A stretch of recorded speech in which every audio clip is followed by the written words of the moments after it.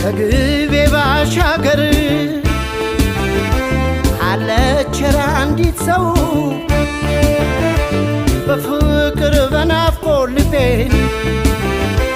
የምትወዘውዘው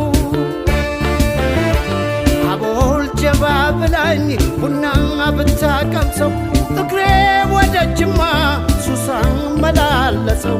እንግባ አይመሽም ሆይ ቤትሽ ጅማ ነው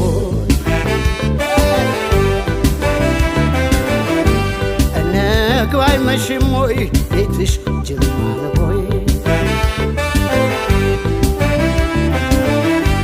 መሸነፌን አመንኩ